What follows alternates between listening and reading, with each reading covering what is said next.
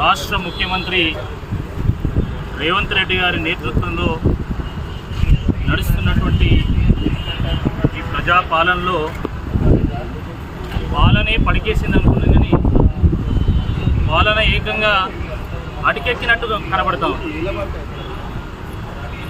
సర్కారు కేవలం పిఆర్ స్టంట్లు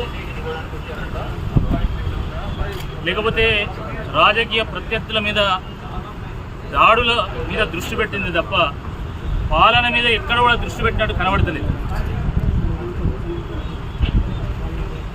ఒకవైపు మర్డర్లు, మానభంగాలు, దాడులు, హత్యలు, అరాచకాలు, వీటితోని రాష్ట్రం అట్టుడుకుతూ ఉంటే రాష్ట్ర ముఖ్యమంత్రి మాత్రం ఇంకా ఎంపీ ఎన్నికల్లో జరిగినటువంటి లావాదేవీల గురించి సమీక్షలు పెట్టినట్టు కనబడతా ఉంది.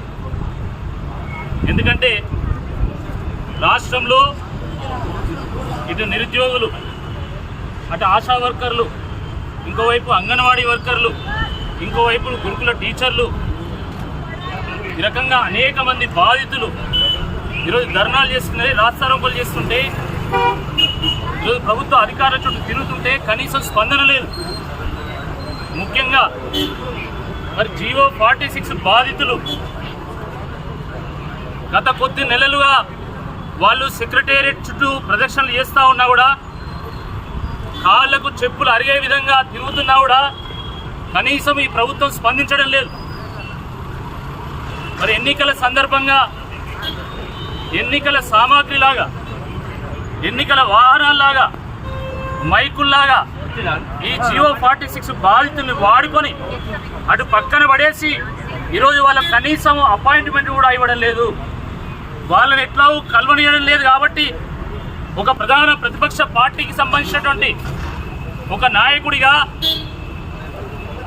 ఇటీవల జరిగినటువంటి ఖమ్మం, నల్గొండ, వరంగల్ ఎమ్మెల్సీ ఎన్నికల్లో ఈ నిరుద్యోగులను, ఈ గ్రాడ్యుయేట్స్ను రిప్రజెంట్ చేద్దామని పోటీ చేసినటువంటి ఒక అభ్యర్థిగా నేను వాళ్ళ పక్షాన బీఆర్ఎస్ తరఫున ఈ సిఎస్ గారిని కలిసి, ప్రభుత్వ ప్రధాన కార్యదర్శి గారిని కలిసి వాళ్ళ గోడు వినిపిద్దామని చెప్పి, వాళ్ళకు వినతి పత్రం అందజేద్దామని చెప్పేసి గత 10 రోజులుగా మా పార్టీ ఆఫీస్ నుండి ఎన్నిసార్లు రిక్వెస్ట్ చేసినా, ఎన్నిసార్లు కాల్ చేసినా, ఎన్నిసార్లు అఫీషియల్గా లెటర్ పెట్టినా కూడా కనీసం స్పందించలేదు. చూడండి, ఎన్నిసార్లు కాల్ చేసినామో చూడండి, రికార్డు ఉంది మా దగ్గర.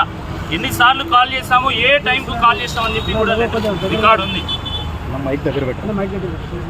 ఎందుకు ప్రభుత్వానికి జీవో 46 బాధితుల మీద ఇంత వివక్ష అని చెప్పి మేము అడుగుతా ఉన్నాము. ఇది ప్రజాపాలన కదా, ప్రజా సమస్యల మీద మీకు దృష్టి ఉంది కదా, ప్రజల మీద ప్రేమ ఉంది కదా, మరి ఆ ప్రజాపాలనలో ఈ జీవో 46 బాధితులు లేరా అని మేము ఈ సందర్భంగా సూటిగా ప్రశ్నిస్తూ ఉన్నాం. ఎంతో కష్టపడి తల్లిదండ్రులు